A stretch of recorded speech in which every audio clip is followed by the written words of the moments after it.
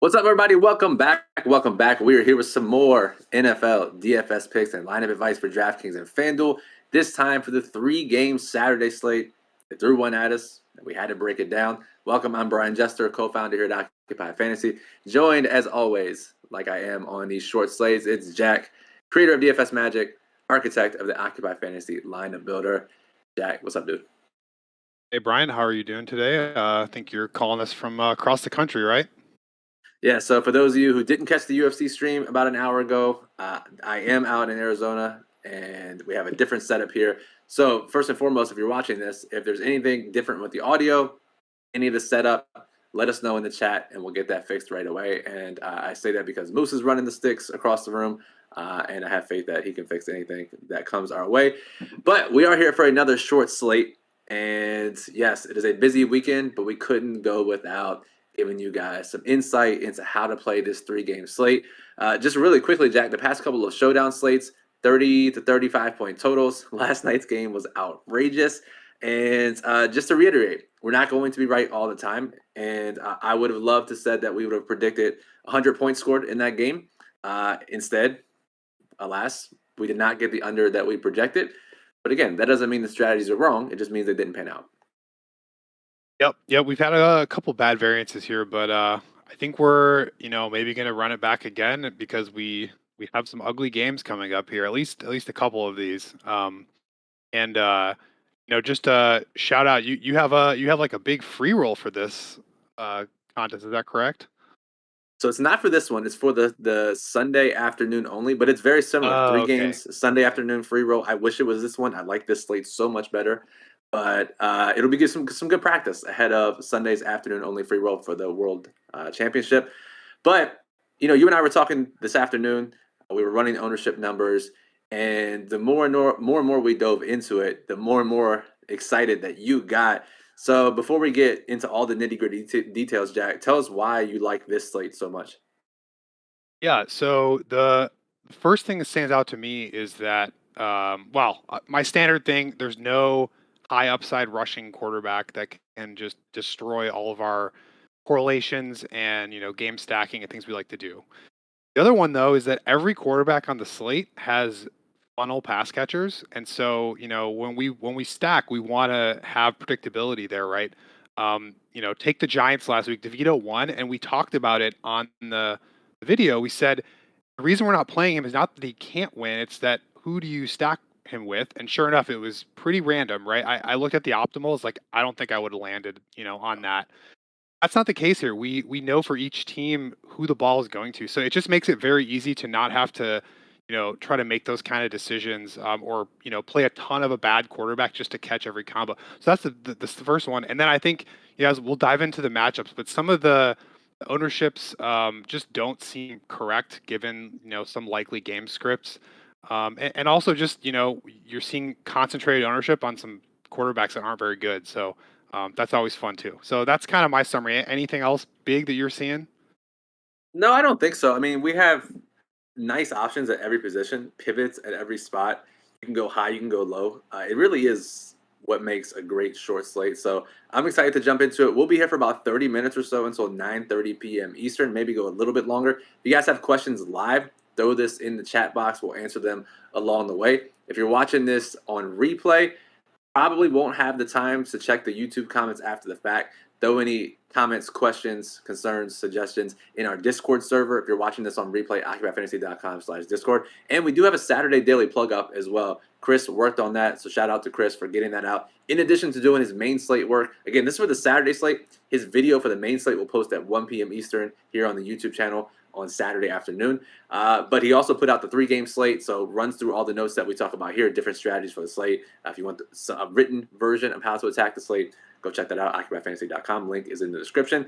Jack, let's start with the injuries, and I'll just run through the injuries on each team, and if something stands out or catches your eye or brings an idea to your mind, let me know. We'll start with Minnesota and Cincinnati this first game. Minnesota, Justin Jefferson, despite getting obliterated last week, had to go to the hospital. He's like, no, I'm good. I'm coming back this week. Fine. Just a bruise, no issues, no internal bleeding. He'll be back. He's questionable, but he's going to play. Alexander Madison, the running back, high ankle sprain, he is out. And for those who drafted in Best Ball Dynasty, big fan of Ty Chandler and his explosive nature. He'll be the starting running back for Minnesota this week. Nick Mullins will also draw the start at quarterback out of nowhere, right? Haven't heard that name in a while. Josh Dobbs to the bench. He'll be the emergency quarterback. Nick Mullins will draw the start. And just some housekeeping, their right tackle, Brian O'Neill, is out as well. So a little bit of a downgrade to their offensive line. Meanwhile, Cincinnati is completely healthy. So when you see Mullins starting, you see Madison out and Ty Chandler starting. What are your thoughts? Yeah, a couple of things stick out to me. I think one thing we always hit on is for running backs, the opportunity is king, right? And we see that reflected with Zach Moss. His ownership's been through the roof every week. We see that again this week, right?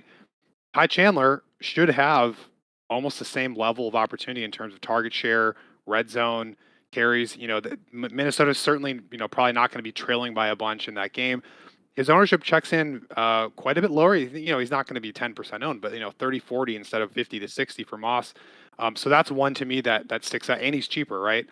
And the other one, Justin Jefferson. I think if he had been playing and Kirk Cousins was on this slate, this is the kind of slate where he'd be like 60% owned. He just always is. He's checking in the 30s again. So just two guys that, have tremendous opportunity and upside that are probably not as owned as they should be. That's the two that stick out to me. For sure. And what about Cincinnati side? They all seem to priced appropriately with Jake Browning under center and obviously had the hot couple of games in nice matchups. Are you on the Jake Browning bandwagon or do you see this as a time to jump off while the field is still riding? Yeah, I think, again, it's not that we can predict the outcomes, but he did do really well in two cupcake matchups, and the Vikings are a tough defense. They blitz a lot. They apply a lot of pressure. We have a low sample size on Browning. He has struggled with the blitz in a small sample size. So again, not to say we can predict it, but if those lineups are going to be super chalky, I think there's reason to consider, going under on that or something like that. What are your thoughts on that? And like Jamar Chase, T Higgins, the cheap tight end. Like, do you see that stuff being super popular or kind of just about average? Yeah, I think so. It's tough because at least how he's distributed the ball through his last couple of starts. Yeah, obviously Jamar Chase is the number one, and then we saw last week Chase Brown getting in on the action. They've used so many different tight ends. It's obviously not like Tommy DeVito in a sense, but it feels like a tough way to fully game stack with Browning since you don't know where it's going. The other guys aren't getting much opportunity. It feels to me like if Browning is optimal, it's probably a lineup that we won't land on. Yeah, yeah, I can see that as well. Yep. Okay, so moving on, Pittsburgh and Indy in the second game. And shout out to in the chat, Nim Fufu, who says late swap will be critical tomorrow. And yeah, unlike the Monday two game slate where both games started at the same time, we actually have three separate windows of games, the opportunity to late swap. So Jack, obviously we talk about this every slate that we talk that there is an opportunity, but just as key on this slate with the differences in the game times.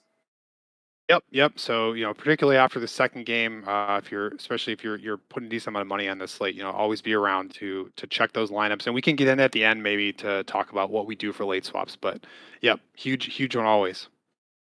For sure. All right. So in this Pittsburgh and Indianapolis game, Kenny Pickett remains out. Mitch Trubisky will be the starter once again after he inspired so much confidence in that Thursday night game against Bailey Zappi and the Patriots.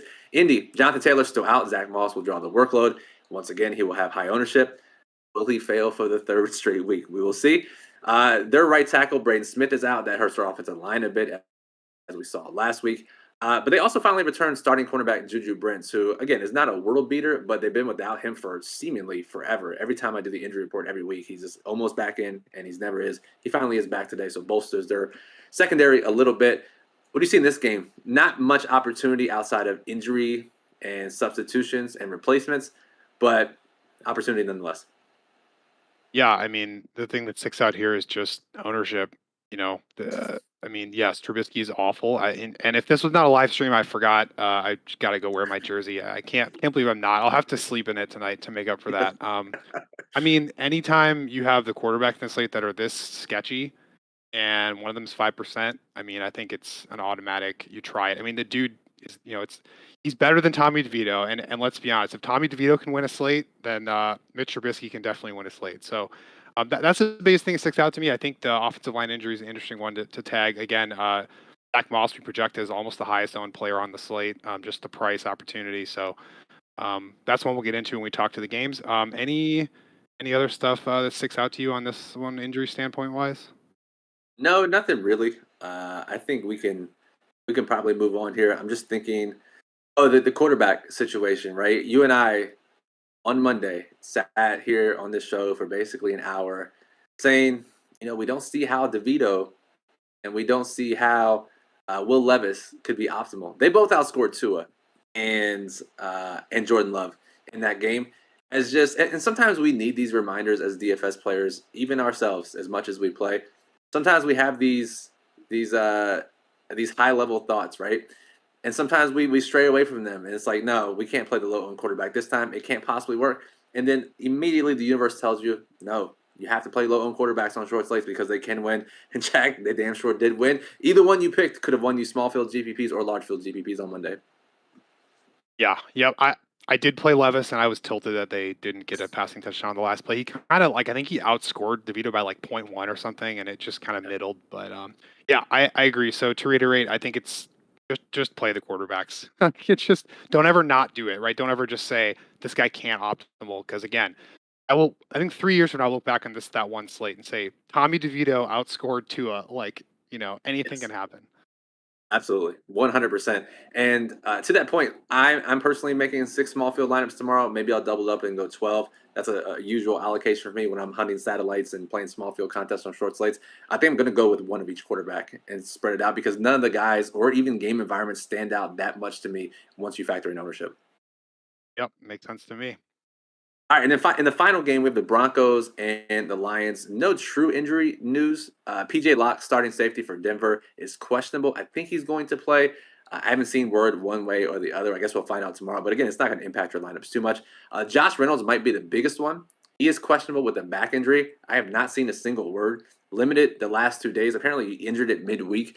Got into limited practices. So I imagine he goes. If you look at last week, Josh Reynolds, Khalif Raymond, and Jamison Williams all ran 20 to 25 routes in that game. If Reynolds is out, that obviously is a big boost for Jamison and Khalif Raymond. Let's just monitor. I think, Jack, the best way to play this is you play the most expensive of that group, and that gives you the most flexibility before game time. Yeah, absolutely. And that is a spot where it looks like all those secondary receivers for Detroit are low owned. So, it's a decent play. And yeah, I think you just play the most expensive guy and then just check the injuries and late swap as required. Yep. Absolutely. All right, so let's maybe go. Do you want to go position by position or game by game? Let's go positions this time.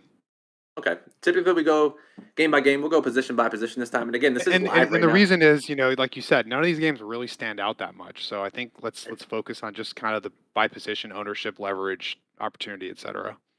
Yeah, absolutely. And again, if you guys have questions along the way, throw them in the live chat. We'll be happy to answer them and stop what we're talking about to answer any questions that you do have.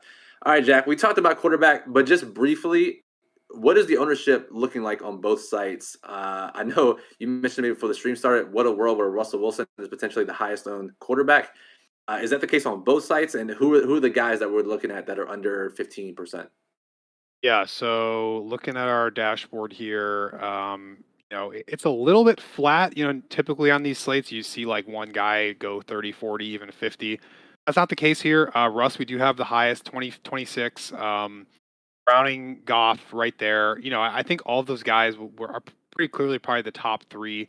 And we have the Mullins Minshew tier, which is sort of that 15% range. And then we have Trubisky, sub 10%. Um, that's relatively the same on both sites. It looks like we have Minshew a little bit more popular on FanDuel just because he's got a full 1,000 discount on the other guys. Generally pretty flat, with the exception of Trubisky being well under 10. Now, if you're looking So at if you're looking at playing 150, you're looking at making 20 lineups, and you're the type of player like you are sometimes, Jack, to make big stands.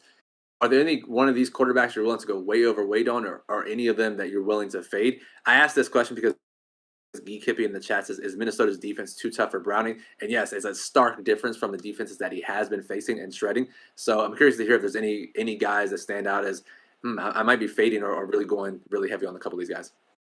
Yeah, I think, to reiterate the point you made about Browning, we know it's a challenging matchup. He is relatively popular here, and like you said, he's kind of difficult to stack with. So what that tells me is if I match field on him, if I go 20%, I'm just going to get kind of spread out with the different players in his on his team. I just don't feel that good about the ability for one of those lineups to get leverage over the field. In contrast, let's look at the other side of this game, Minnesota, right? If Mullins is optimal, Brian, what are the odds that either Justin Jefferson or Hawkinson or both are optimal? Like Yeah, 100%. it's extremely high, right? And to that point, right, like if you could make a case, like let's just say you liked Jake Browning, right? Let's say you were in love with the matchup, you liked him in this spot, you liked where his ownership was. You could go really heavy on Jake Browning and then give yourself more chances to find the optimal with Browning by playing more combinations of those guys. But if you're only going to play 20% and he has so many combinations, it makes it really tough. Whereas otherwise, guys like Mullins, you can match the field or go slightly over, but know that if he hits, you're probably going to have the top 2 to 3 guys that are possible to hit with him in your rotations. So I think this is a great discussion on how many potential stacking partners there are versus how much you're playing of a quarterback. Yeah, and let me ask you a kind of a small field question since you focus on that. I think for all the people hand building, do you think that a team like Minnesota it is just much easier to build a small field lineup because you just play those two stud pass catchers and you don't need a perfect lineup, but you're ensuring you basically if that quarterback has any shot at being optimal, you're locking up all of his yards and touchdowns. Exactly the dilemma I went through earlier today when I was building my small field lineups for these contests, and I put Browning in. It's okay, yeah, we probably play Chase, and I want to overstack because we know that's profitable in on short slates. It's like, where do I go next? Higgins, his opportunity hasn't really been there. Boyd, number 3 receiver, opportunity hasn't been there. Hudson, yeah, but he's still rotating. Do I mix in the running backs? Chase Brown's getting more and more work. To that point, it makes it difficult to play him in small field because you don't know who to really play with him outside of Chase. I'm guessing Minnesota, you just immediately clicked in Hawkinson and Jefferson, and it That took you is about literally what half I a did. second. Yes, Yeah, yes, that is and Chandler exactly what I probably did. because he's the cheap guy Yes, opportunity. So there you go, guys. I mean, you don't like give lineups, but if you're playing Minnesota, I mean, Chandler, Jefferson, Hawkinson. There you go. Right. If I mean that's about as I think that's about as easy as it gets on this entire slate in terms of just overstacking a team. my Minnesota lineup has that 4, so There you we're go. on the same page. So, all right. Anything else on quarterbacks really quickly before we move to running back? Nope. Okay, cool. So running backs, obviously Zach Moss we've hit on as the most popular player on the slate, one of the most popular players. Next we have Javonte Williams up there, Joe Mixon, Jameer Gibbs, Ty Chandler. We have the Pittsburgh running backs teetering around 20%. Dave Montgomery is going to go overlooked. Honestly, dude, this is a really good slate for running backs. Yeah. David Montgomery's got to be my favorite play on the whole slate. He's priced up. Part of for members that don't realize, part of what we do with ownership is we just look around at other sites to see what they're projecting. He's projected under Gibbs generally, and he's more expensive, and that generally means people optimizers go for value. He's going to go low, and when we say low, I mean we're checking him in at like 15 to 20%. He's a favored home running back against a team that allows literally the most fantasy points to running backs in the league. So, and he's 15% owned. I mean, it's just again, I'm not saying it's definitely going to work, but I would definitely bet on the over on that with that ownership. Yeah, I mean, anytime you have a guy who can score multiple touchdowns on a legit offense at that ownership, even if he is splitting the work, we've seen both either Montgomery just get there by himself. We've seen both guys get there depending on the game script. But no, I really like that. And Dan in the chat, what's up? Dan says, does this feel like a 3 running back lineup or double tight end type of slate? I'm wondering because you can stack Hawkinson and then also play Sam Laporta with these quarterbacks. Yeah, obviously 3 running backs is great. And when you have 2 stud tight ends, that also is viable. And I think I even played that in one of my small field lineups. Jack, are you allowing double tight end lineups in your builds tomorrow? I am just because those two guys are basically wide receivers at their opportunities, and that, we'll get to it in tight end, but like they're not super owned either. It's just No. kind of a little bit spread out. And yeah, I love the point of 2 running backs here. I think you absolutely can play both Detroit running backs in a lineup. To credit Brian, we started using this rule where we kind of say max 2 team quarterback, team running backs, opposing defense. So I wouldn't play Goff with both running backs, but I certainly would play both if I was, say, game stacking another game because we have seen them both get there. Absolutely. Yeah. I mean, and again, that is more of a 3 game slate mentality, which obviously we have. We talked about that not being as necessary of a rule on the Monday's 2 game slate, but perfect type of slate to do it here on this 3 gamer on Saturday. Any differences on FanDuel as far as ownership goes, or are the guys roughly in the same ownership buckets? Moss looks even more popular on FanDuel than DraftKings. Just he's priced underneath the other stud names. DraftKings, he's more comparably priced to the top guys. So just to jump there, he's up to 60% there, which we talk about this every time too, right? Short slates, 60-70% owned guys, like they work a lot. They also fail a lot, and Did Tyreek that's one failed that on I Monday? will. Tyreek was 80% owned and failed, right? He wasn't optimal. Yeah. So again, if Tyreek Hill can fail, like anyone can fail in that matchup. So not someone we're saying you should go zero on, but just take a look at your ownerships and if you think about, do I want to go all in on a guy like that or do I want to try to go under? How did you approach him on DraftKings when you built? Zach Moss. Yeah, I played Yeah. roughly around the field, half my lineups maybe. Didn't feel great about it because of the amount of running backs that we do have on the slate. I think if it was a shorter, thinner running back pool, I'd be more inclined to play him. But we just have so many options that, and especially when he hasn't shown the efficiency in recent weeks, that it's very easy to get away from him, I think. And yes, it's scary at that ownership, but even if he puts up 15 to 20, basically every other running back that is in a starting position on the slate can match that. Yep. And other note, not as smashy as the Detroit guys because it's a worse offense, but Pittsburgh has 2 guys that get the ball. Indianapolis is the third worst team against running backs. Those two also check in around the 15 to 20% ownership range. I think that's more fair, right? They have a lot lower floor. It's just not a good offense, but certainly for high risk stuff and larger field, like I would look at those guys just as a much lower owned pivot that has good ceiling against a bad run defense. Absolutely. All right, let's move on to wide receivers then. And I like the running back position a lot more than I do the wide receiver position this week. However, we do have underperforming wide receivers in Amon St. Brown, Deontay Johnson, and all the way down at the bottom, Alec Pierce making the rare underperforming wide receiver appearance. But then we have St. Brown, Pittman, Chase, Jefferson. We're going to cannibalize ownership a little bit. None of these guys we have projected over 50%, at least on DraftKings. Typically, like you said, Jack, if one of these guys is on the board, we generally see 60 to 70%, but I think they'll take away enough from each other that no one guy will get that outrageous in terms of popularity. So I'm curious to hear how you're handling those 4 guys and then how you look at the wide receiver position as a whole this week. Yeah, I'm with you. The wide receiver position is not really where I'm trying to like make a stand here. I think there are guys that aren't going to get the ball. The ownership and price seems fair. I think we just emphasize what we talked about before that when you're stacking, you know that these guys are going to get the ball with that quarterback. So that's really how I'd approach it. Is just making sure that you play those stud receivers with the quarterback, or in a game stack, right? I think in a lot of these slates, we spend a lot of time talking about the trashier receivers. I'm curious what you think. My initial reaction here is you don't need to go there as much on this one. One, because the pricing is pretty soft, and two, it just seems like we have a very concentrated target share on these teams. What are your thoughts? Yeah, I felt the exact same way. I mean, we're clearly on the same page here. And again, having 3 games helps with the lack of a need for playing the trashier receivers. But when you end up playing it like we have both suggested and both have come to the same conclusion separately, is that you stack the offenses where we know the guys are getting the ball. We have the running backs we like, tight ends are clear. By playing that, you're automatically going to be left with maybe one receiver spot to think about, and then you just fit in whoever fits as far as salary goes, right? We're not really prioritizing. We don't have a need for lower owned players. It's not like it's so thin everywhere else that we got to force in a 5 or 10% wide receiver 3. It's just not the case. The ownership is so good on this slate that we don't have to force that. Yeah. On that note, we often talk about 4 man or 5 man stacking as like the biggest leverage on these. You want to remind folks, this is a 3 gamer, not a 2 gamer. Are you still looking to do, the 4 man, the 5 man stacking on these?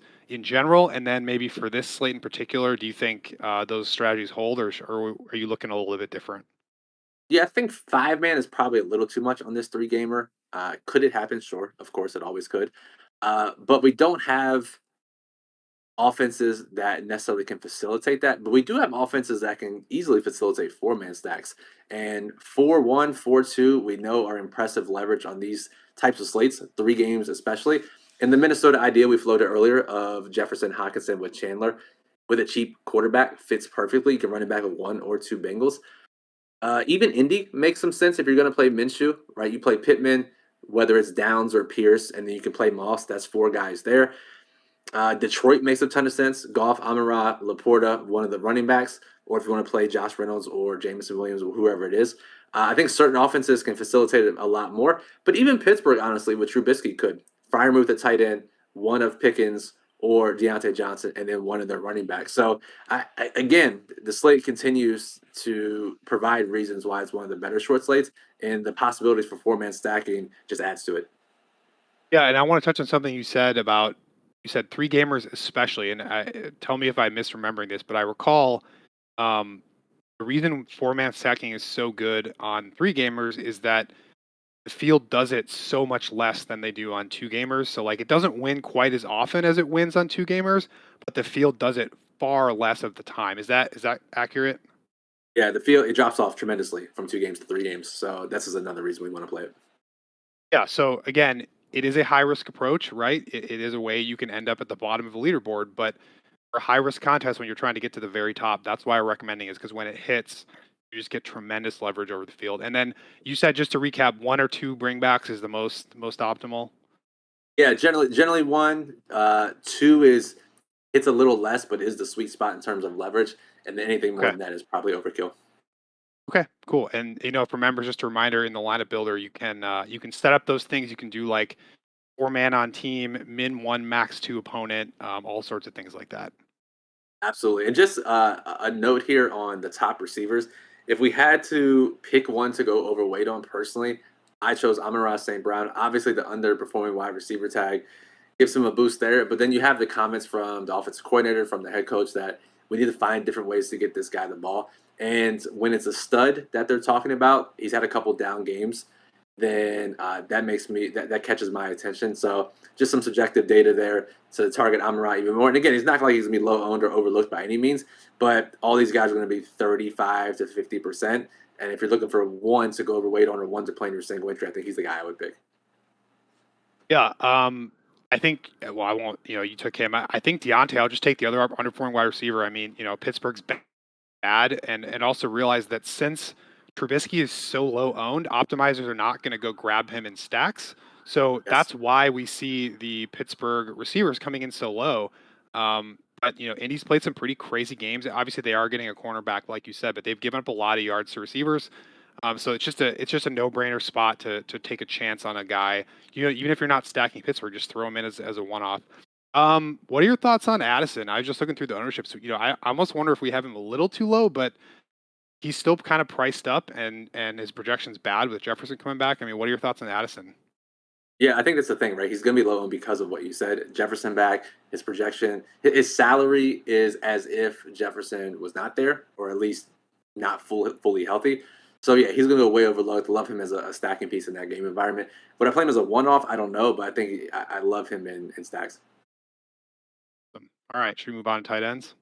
Yeah, let's move on to tight end here, and pretty top heavy with Sam Laporta with T.J. Hawkinson. After that, it drops off tremendously. We do have Pat Fryermuth at 3,900 on DraftKings. These guys will draw a majority ownership, but then we see a bunch of the cheaper guys: Tanner Hudson, Kylan Granson, even Will Mallory get some ownership. That feels pretty bad to me. I feel like you got to get as much Laporta, Hawkinson, Fryermuth as you possibly can. Yeah, I usually just hate this part, the tight ends, and I don't hate this one. Again, like you said, we have 2 guys here that I think you probably look at this more than me, but their target shares have got to be on par with like some of the better receivers in the league. Is that For right? sure. Yep. Yeah. So no brainer, and I think the plug says this every time you play tight ends that get the opportunity on a main slate. You usually have cheap options, but here, one of these tight ends could score 30 points, and you just have to have them in your lineup, or you're done. So I like probably going overweight on these guys, especially if I was going small field. I'd probably almost play one of them in every single lineup, just because they have a low floor, or sorry, a high floor and a high ceiling. And yeah, these junk guys, I just it seems like just stud jamming to me. It's just not. I'm not really interested. That's a spot. Honestly, I might take a stand and just not play the bad tight ends, but we'll see.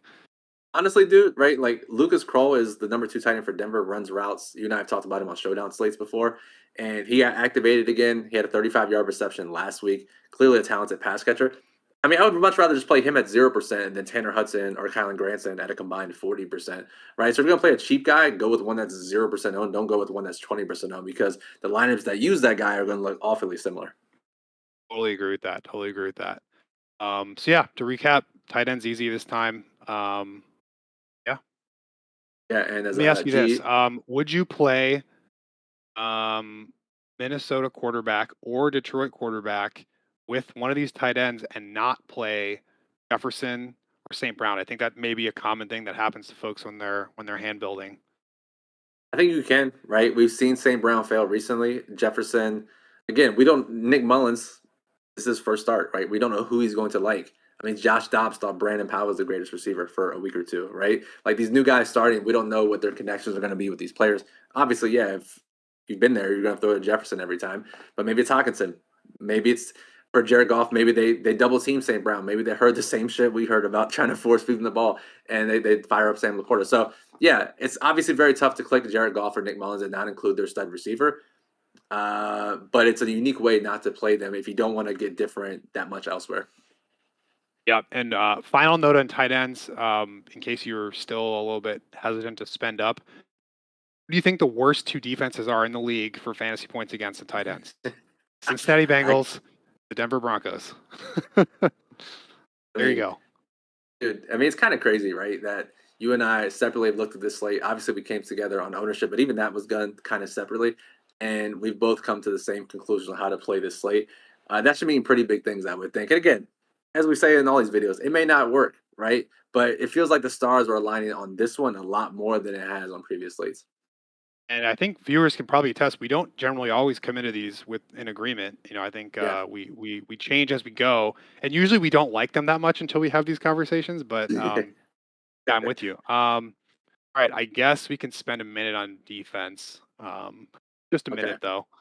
Yeah. If you look at ownership, right, we have the Vikings as the clear number one most popular defense on DraftKings at 36%. Every other defense under 20% on DraftKings. I think FanDuel is relatively similar. You can correct me if I'm wrong, Jack, but I think it's a great slate to mix and match and spread it out because against any of these quarterbacks, I could see a defensive touchdown or multiple sacks and turnovers. Yeah, I think I'm just going to play all these defenses. One thing we always talk about in these slates: do you play defense against skill players and or quarterbacks? Outside of game stacks, inside of game stacks. How did you approach that one this time? I personally didn't allow it for small field for quarterbacks against defenses. I don't think there's anything inherently wrong with it, especially if the defense is cheaper on the 3 game slate. I allowed up to one opposing player against a defense in my lineups. I could see two on a 3 game slate. But again, I think you have to be a little bit tighter on 3 gamers versus say Monday's 2 gamer. Yeah, and for folks who are out wondering why, if you haven't watched these, and you're wondering why we would ever play defense against a quarterback or position players on a 2 gamer. Primarily, it's for uniqueness, and also you can get a little bit of correlation if quarterback throws a pick six. 3 gamer though, and maybe we can transition into kind of the central strategies for these slates. But 3 gamer, you don't need to be as crazy to get unique.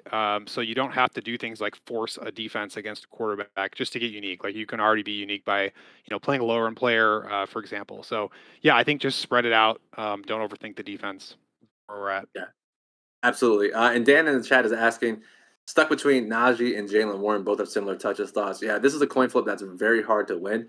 Earlier in the season was Jalen Warren. However, since the offensive coordinator changed, Najee Harris has been scoring the more fantasy points. So I guess going with that trend, I would pick Najee.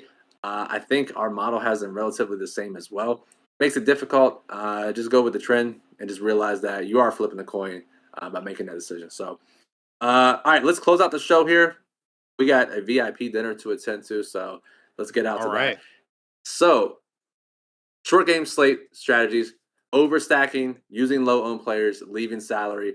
I think we both agree that the first two options, overstacking, and not necessarily even overstacking, right? 4-man stacks or playing 1 to 2 guys from an opposing team, and the low owned options all are great on this slate. I don't think you have to leave salary. I think you can open it up a little bit, but I don't think it's a strategy that I would first and foremost try to accomplish with. Yeah, totally agree. And for folks wondering, when we say low owned, really, I think, Brian, we're kind of talking in that sub 20% range, right? We're not Yep, saying you have to play a 2% owned guy, but for there are sure. several running backs, receivers that are in that range, and frankly, the quarterbacks, right? If you play Mitch Trubisky or even like Nick Mullins, like, and you're 4-man stacking them, like you're probably already unique, and you can just play chalky guys around it, and maybe you'll have one dupe in a large contest. So yeah, I think just by the nature of the flat quarterback, and also I think the fact that none of these quarterbacks stand out is, I'm guessing, people will four stack even less than they normally do on this slate. 100%. 100%. And yeah, I mean, it's just, it's crazy. This is an overall really, really nice slate. And I think we've touched on everything we possibly could. If you guys have further questions, make sure you hit up the Discord server over the next 24 hours, I guess the next 16 hours, whatever, maybe occupyfantasy.com/Discord. Jack, let's close it out. Favorite low owned play? We can go rapid fire. Each position, you go first, and I'll follow it up. So quarterback, You got to let me take Mitch, right? For I got you, quarterback. man. You got the number All one right. pick at each position, so you got Mitch. Oh, okay. All right. All Oh right, yeah, so you Mitch, got Mitch for Mitch. me. I guess I will go Nick Mullins just because of the clear stacking partners on DraftKings. Okay. So running back, 20% or less. Montgomery's at 20. I don't know. Do we have any running backs under 20? We don't. D-Mon So is we got. 17% on DraftKings, by the way. So if you want to take him on DraftKings, I'm you gonna can go take for it. that. I'm gonna take that. He's 23 on FanDuel. So, but he's much lower than the other guys. So, all right, I'll cheat and take that because it's DraftKings. Pittsburgh running backs are right around 20 Give it on to you. Give it to DraftKings. you. Okay, I'll just take both since I can't All right, decide which you one I'd take rather have. receiver first. You take receiver first. All right, you're so gentlemanly. Thank you. So receiver under 20%, I will say, just looking here. I really do like Alec Pierce. Obviously, is the underperforming wide receiver, but I'll go Josh Downs, who typically would get as much higher owns at his price tag, even on classic slate. So I'll go Josh Downs if he's going to be sub 20% for real. All right, and then I'd be remiss to not take the underperforming Deontay Johnson, especially since I got to double down on my Mitch pick. So yeah, There and you these go. are like actual players. Like, we're not having to pick like some wide receiver 3 that plays 40% of the snaps and saying like, oh, he might catch a bomb. Like, these are Exactly. Now, tight end. Laporta is 15% on DraftKings. What do we have him on FanDuel? we have him higher. We have him like 30. Okay. Probably a pricing thing. He's pretty priced up in DraftKings, right? Yeah, he's 6K on DraftKings, so I'm a little tougher to get to. Okay. I'm gonna just say none. Don't punt tight end on this slate. Pay up. Yes. Use the Yes. use the low end guys that we talked about. Yeah. Yes, exactly. And I'll close out the show with this final thought. And Jack, you can elaborate if need be. But all these strategies we talked about, the smaller the field, the smaller the contest, the less risk you need to take on to cash, to double up 50-50, for example. The less of those strategies you have to use. The more risk, the larger the contest, the more of those strategies you can layer into an individual lineup. So if you're playing a contest with 100 people, you might only have to use one of these strategies. You don't have to use all 3 or 6 or however many we've talked about. Where if you're playing large field, you want to allow all these types of strategies to seep through your lineups. Oh yeah, it's right on it. And I think for folks like we said, we're not going to give people lineups, but if you want to ask about like, hey, I'm thinking of doing this in this size contest. Like, do you guys think that's like too crazy or too chalky? I think we'd be happy to like try to weigh in on that kind of stuff in the Discord. Yeah, you say that until we get 40 questions that ask the Well, and not same. just us, right? I think I'd like to think by now we got quite a few members that have decent opinions on this stuff too. True. That is very true. That is very true. So, all right, guys, that'll do it. Jack, any final thoughts before we get out of here? Nope. Enjoy your dinner. Good luck, everyone, tomorrow. We hope this one's as awesome as we think it is. And as always, don't forget to be around for late swap. Absolutely. So for Jack at DFS Magic, DFS underscore Magic underscore, he is the owner of DFS Magic, creator of the lineup builder at Occupy Fantasy. Thanks to him, I'm Brian Jester at Brian Jester FF from at Occupy Fantasy. More tools, daily plug, everything you need for the slate at occupyfantasy.com. And join our Discord server to chat it up and sweat the games. So for Jack, I'm Brian. Thank you, as always, for watching on this Friday night, and good luck on Saturday's 3 Gamer.